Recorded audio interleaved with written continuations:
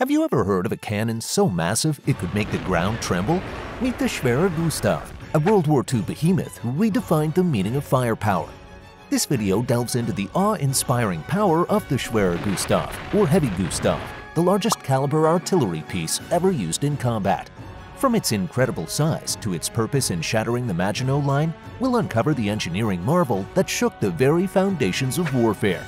Stay tuned to witness history in action and discover the astounding capabilities of this monstrous weapon. In the mid-1930s, when the world was still recovering from the chaos of the Great War, Germany was brewing plans for its next move. They eyed France, who had built a beastly wall of steel and concrete called the Maginot Line to keep them out. But Hitler wasn't one to back down from a challenge. As war clouds gathered, Hitler wanted a weapon to smash through the Maginot Line like a wrecking ball through a gingerbread house. Enter Gustav Krupp, a big shot in German steel and weapons. Hitler approached his factory one day and asked, "Hey Gustav, reckon you could build us something to crack open that French fortress?" Krupp didn't flinch. He crunched some numbers, scratched his head, and told Hitler, "Sure thing, boss, it ain't gonna be easy, but we can give it a shot." Now, you might wonder why Krupp was so eager to please Hitler. Maybe he was a true believer in the Nazi cause, or perhaps he saw what happened to folks who said no to Hitler, like poor Hugo Juncker. Either way, Krupp wasn't about to risk ending up like Juncker.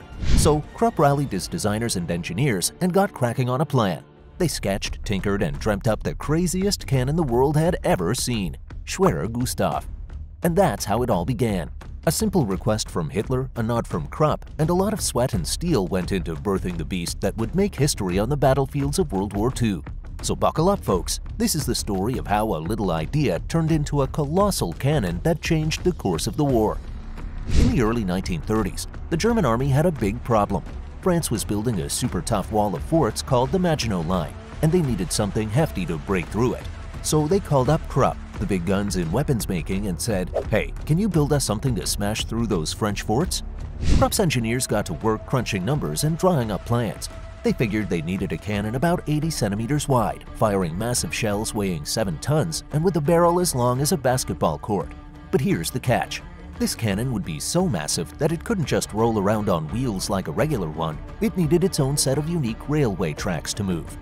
Now, picture this. Giant steel tracks stretching out across the countryside, carrying the weight of a small mountain as this colossal cannon chugged along. It was a sight to behold, let me tell you. So they drew up plans for different sizes of cannons, but eventually settled on the 80-centimeter model.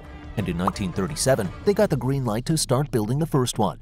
But they hit a snag.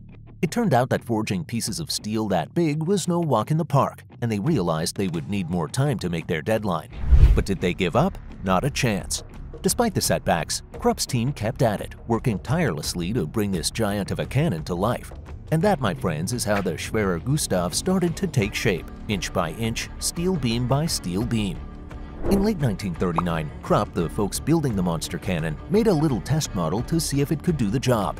They shipped it off to a place called Hillersleben for some serious testing. They wanted to know if this cannon could blast through 7 meters of concrete and a whole meter of armor plate. And you know what? It did just that.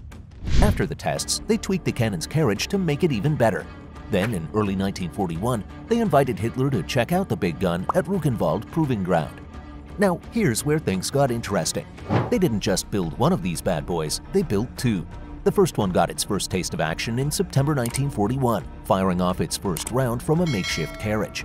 They then took it to Poland for more tests, where it showed off its skills by shooting shells over 23 miles away. When it came to combat, this cannon wasn't messing around. It sat on a unique chassis supported by many bogies on railway tracks. Each bogie had 5 axles, making a grand total of 40 axles and 80 wheels. They even gave it a cool name, Schwerer Gustav, after one of the big shots at Krupp. But get this, Krupp, being the generous folks they were, didn't charge a dime for that first cannon. Yup, they just handed it over, no questions asked. But for the second one, they slapped a price tag of 7 million Reichsmarks, which is about 24 million bucks in today's money. They even named it Dora, after one of the engineer's wives. After that, my friends, is how Schwerer Gustav went from being a crazy idea to a force to be reckoned with on the battlefield.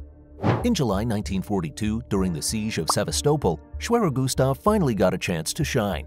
It took a whopping 3 weeks and a team of 1,420 workers to put this monster together. When fully assembled, This bad boy stretched out to a jaw-dropping 43 meters long and 7 meters wide, with the barrel hovering just 7.5 meters above the tracks. This cannon was so massive that it needed its own set of unique tracks to sit on. They had to lay down 4 tracks to get it in place, with the inner ones for the wheels and the outer ones for the assembly process. Imagine a bunch of guys working tirelessly to piece together this giant gun, screwing nuts the size of your head and lifting heavy parts into place. It took a small army to operate this beast, with thousands of men involved in laying the tracks, firing the ammunition, and protecting it from enemy attacks. And what did they get for all their hard work?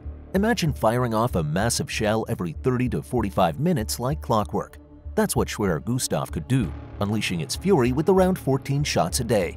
It was a sight to behold and a force to be reckoned with on the battlefield. Once assembled, Schwerer Gustav wasted no time in making its mark. It aimed its monstrous barrels at the Soviet fortress of Sevastopol, hurling massive shells weighing over 4.7 tons deep into the city, with some reaching a staggering 47 kilometers away. These shells packed a punch, with one reportedly drilling 100 feet into the ground before exploding in an underground ammo depot. About 50 of these destructive shells rained down on the city throughout the siege. But after Sevastopol fell, Gustav seemed to disappear from the scene. It was supposed to join the fight in Leningrad, but the Russians pushed back the Germans before Gustav could be unleashed. The only other time it saw action was in 1944, when it allegedly fired 30 shells into Warsaw during a failed uprising, although some say this never happened. Conflicting reports leave the true fate of Gustav's involvement in Warsaw uncertain. Now, you might be wondering where Schwerer Gustav is now. What happened to it? As World War II neared its end, Schwerer Gustav, Hitler's colossal cannon, faced an uncertain destiny. Many tales surfaced about its demise. Some say the Nazis wrecked it to prevent enemy use. In contrast, others claim the Soviets captured and dismantled it. On April 14, 1945, as U.S. troops approached, most agreed that the Germans chose destruction over capture. The once mighty Gustav was found in ruins on April 22nd, a ghostly carcass lying 15 kilometers north of Auerbach, Germany. Soviet engineers studied it, and it vanished from records after that. Dora, if it existed, reportedly met a similar fate in Grafenwohr, where it was destroyed in late April 1945. American troops stumbled upon its wreckage, which was eventually scrapped in the 1950s. Despite the conflicting tales, one thing remains clear. The superweapon's journey ended in an inglorious demise, leaving us with a mystery of what truly happened to the mighty Schwerer Gustav. The Schwerer Gustav, despite its massive cost and limited impact in battle, served as a potent symbol of German power and ingenuity. Its presence likely struck fear into enemy troops, but its impracticality made it a costly endeavor. Though it failed to live up to its potential, it remains a fascinating but ultimately futile relic of wartime ambition.